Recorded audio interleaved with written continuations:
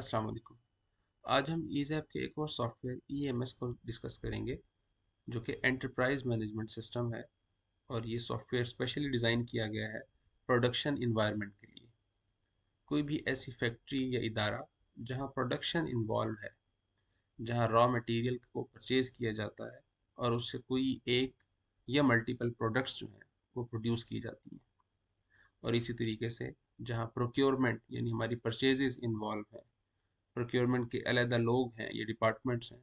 इसी तरीके से हमारा जो वेयर हाउस या गोडाउन है वहाँ इन्वेंट्री की मैनेजमेंट है, या हमारे पास गेट के इनवर्ड आउटवर्ड या व्हीकल का इन आउट है।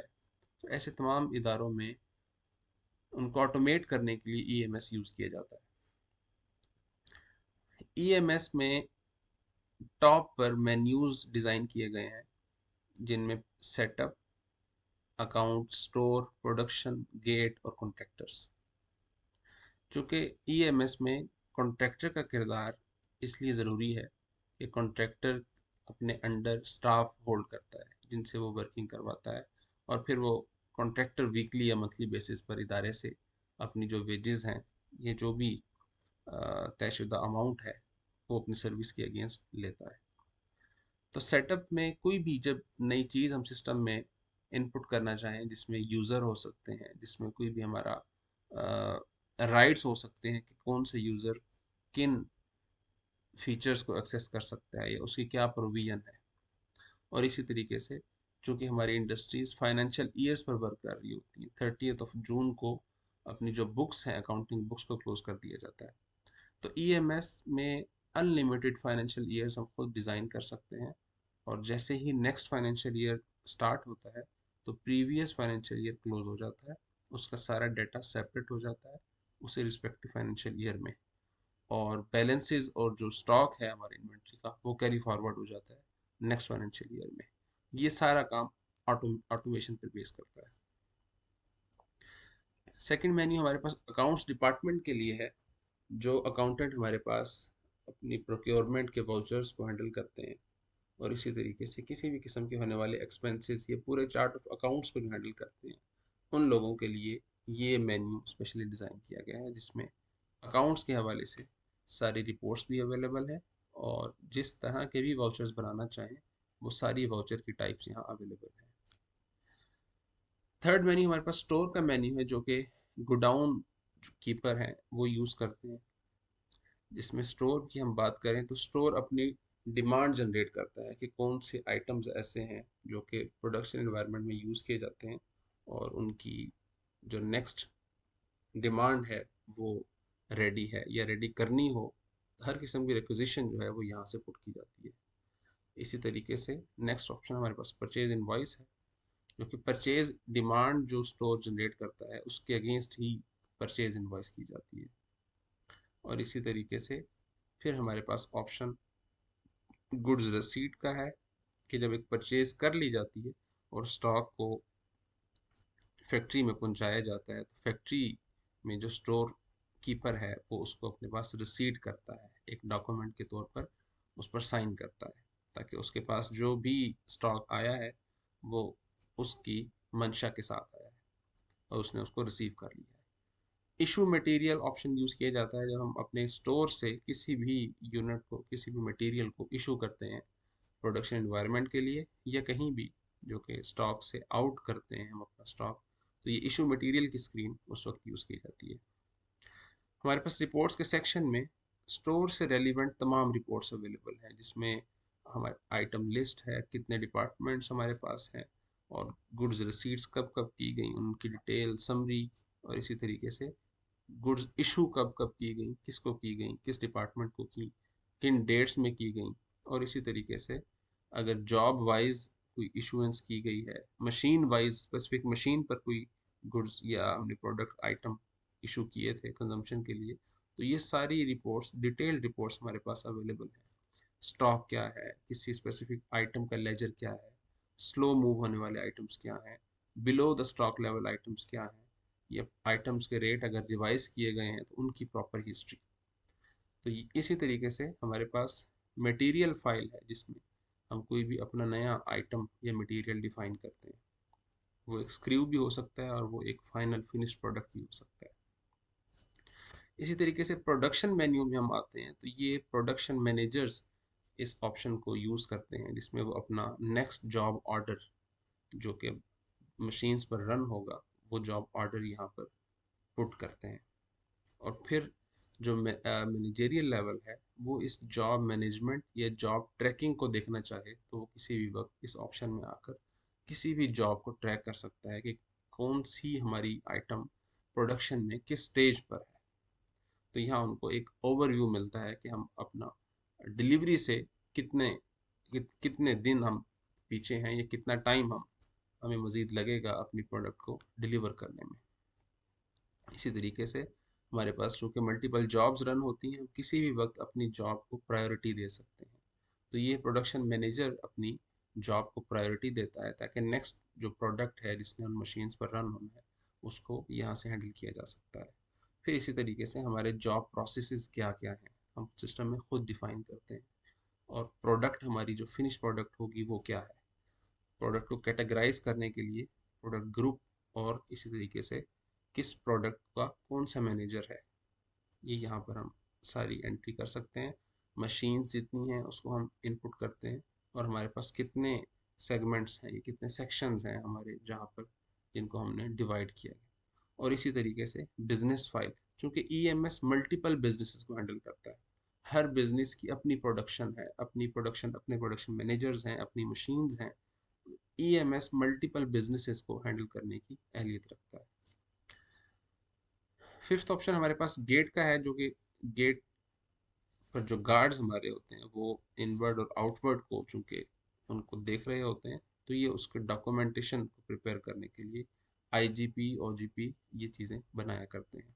और फिर कॉन्ट्रैक्टर जो है वो अपने जो उसकी फाइल है, उसके क्या रेट है, और वो किन आइटम्स को डील करेगा और क्या पर आइटम रेट होंगे, तो ये सारी चीज़ें हमारे पास ईएमएस का पार्ट है। और इसी तरीके से जो वर्क डन है, इसमें हम इनपुट करते हैं कि क्या उनकी लेबर ने वर्क किया, और फिर रिपोर्ट्स में हमें उसकी प्रॉपर रिपोर्ट्स मिलती हैं कि वीकली या मंथली या स्पेसिफिक डेट्स में किस कॉन्ट्रैक्टर ने कितना वर्क किया, इन आइटम्स को प्रिपेयर किया।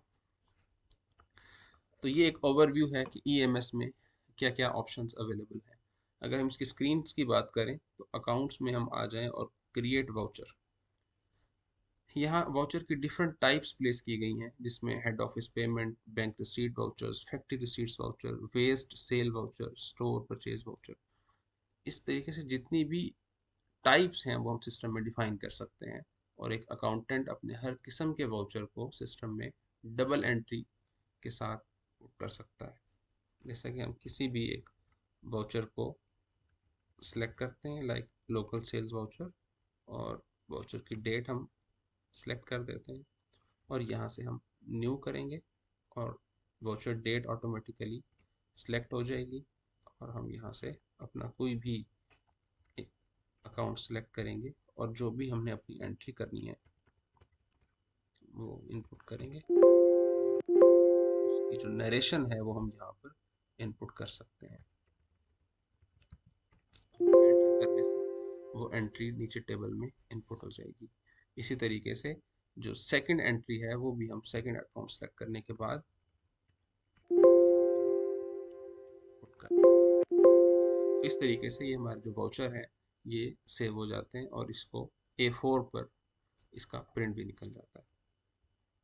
इसी तरीके से मज़ीद हमारे पास बहुत सारी अकाउंट्स की रिपोर्ट्स अवेलेबल हैं, जिसमें अकाउंट लेजर्स हैं, चार्ट ऑफ अकाउंट्स हैं, ईयरली अकाउंट स्टेटमेंट्स हैं, जिसमें मंथ वाइज हमारे पास सारे जो अकाउंट्स हैं उनको समराइज कर लिया जाता है। सेलेक्ट ऑल, और यहाँ पर जो भी हमारे डिज़ायर्ड डेट्स हैं वो इनपुट करने के बाद ये हमारे पास एक रिपोर्ट जो कि एम्प्टी है, इस वक्त डाटा अवेलेबल नहीं है, यहाँ मंथ वाइज हर अकाउंट का जो फाइनल बैलेंस है वो शो किया जाता है। इसी तरीके से स्टोर के टैब में हम आ जाएं तो यहाँ पर कोई भी आइटम जब हमने डिफाइन करना है, मटेरियल डिफाइन करना है, तो यहाँ हमारे पास मल्टीपल ऑप्शंस हैं। हम अपने पास किसी भी लेवल पर जाकर अपना आइटम डिफाइन कर सकते हैं। जैसे यहाँ पर फिफ्थ लेवल ऑफ अकाउंट पर जाकर एंड प्रोडक्ट इनपुट किया जाता है, जो कि पेपर स्टोर है, और पेपर स्टोर के अंडर पेपर और लोकल पेपर के अंदर फिर उसके जो एंड प्रोडक्ट है वो सारे इनपुट किए गए हैं। इसी तरीके से परचेज डिमांड, हम जब भी रिक्विजिशन जनरेट करना चाहते हैं तो हम परचेज डिमांड में आते हैं और यहाँ पर ये लास्ट जो परचेज डिमांड पुट की गई थी ये उसकी डिटेल है। हम इसी तरीके से प्रीवियस डिमांड पे जाना चाहें तो यहाँ से नेविगेट करके भी जा सकते हैं। इसी तरीके से डिमांड जनरेट होने के बाद उसकी परचेज इनवॉइस की जाती है। तो परचेज इनवॉइस में हमारे पास वही डिमांड्स होती हैं, उनको सिलेक्ट किया जाता है। लाइक ये प्रीवियस परचेज इनवॉइस जो है ये उसका एक स्केच है जिसमें इस डिमांड के अगेंस्ट ये सारी चीज़ें परचेज की गई और उनका लास्ट परचेज रेट क्या था, ताकि परचेज पुट करते वक्त हमें अंदाज़ा हो सके कि लास्ट टाइम ये जब यूनिट इस आइटम के परचेज किए गए थे तो वो किस सप्लायर से लिए गए थे और उसका क्या रेट था। और इसी तरीके से इनवॉइसेस हम अटैच करना चाहें for the sake of proof तो हम यहाँ पर अपने डॉक्यूमेंट्स अपलोड कर सकते हैं। सिंपली सप्लायर हमने अगर क्रिएट करना हो तो वो भी हमने बड़ी सिंपली यहाँ पर टैब अवेलेबल है, सिर्फ सप्लायर का नेम और डिटेल टाइप करें और वो सप्लायर हमारे पास अवेलेबल हो जाएगा और हम उससे परचेज कर सकते हैं। इसी तरह से इशुएंस, गुड्स रिसीट, इन सब के अपने अपने मेन जो भी इनकी यूजेज है वो यहाँ पर इजीली अवेलेबल है। प्रोडक्शन एनवायरनमेंट जब हम आते हैं तो यहाँ पर job order file, job order file में जब भी कोई नया ऑर्डर हम मार्केट से लेते हैं तो उसको यहाँ पर पुट किया जाता है और हर ऑर्डर का जो भी प्रोडक्ट है उस ऑर्डर में वो किन किन स्टेजेस से गुजरती है वो सब यहाँ पर चेक और अनचेक किए जाते हैं। और ये स्टेप वाइज जब हम अपना एक जॉब डिफाइन कर देते हैं तो फिर वो जॉब स्पेसिफिकली रिस्पेक्टिवली उन्हीं मशीन्स पर रन होती है और उसी प्रोसेस में उसी सीक्वेंस के साथ आगे चलती है।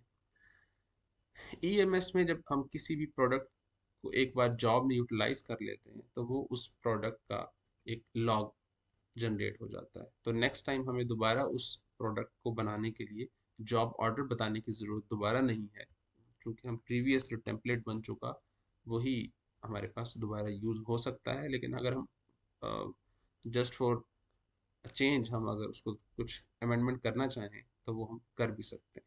अदरवाइज प्रीवियस ऑर्डर की जो डिटेल है वही हमारे पास एनफ होती है।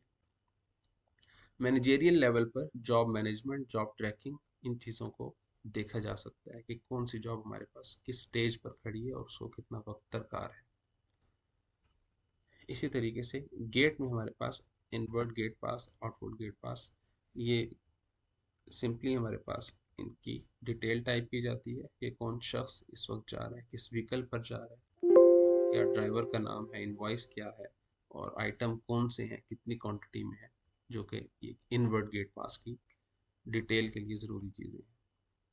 इसी तरीके से कॉन्ट्रैक्टर में कॉन्ट्रैक्टर फाइल अवेलेबल है जहाँ पर कॉन्ट्रैक्टर्स को फीड किया जाता है और उन्हीं कॉन्ट्रैक्टर के स्पेसिफिक जो आइटम्स हैं उन्हें भी सिस्टम में इनपुट कर दिया जाता है।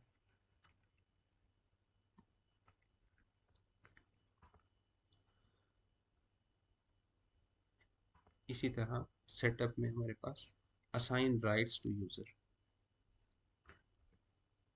किसी भी यूज़र को हम जो भी राइट्स देना चाहते हैं, लाइक अगर इस यूज़र के पास प्रोडक्शन की एक्सेस है तो job order file, product file, जो जो चीज़ें हम देना चाहते हैं इस यूज़र को वो हम यहाँ पर चेक करते हैं और फिर वो यूज़र जब सिस्टम में दोबारा लॉगिन करता है तो उन्हें उन्हीं चीज़ों की एक्सेस होती है जो हमने उसको दी हैं। तो आज के लिए EMS में यही features. Thank you so much. अल्लाह हाफिज़।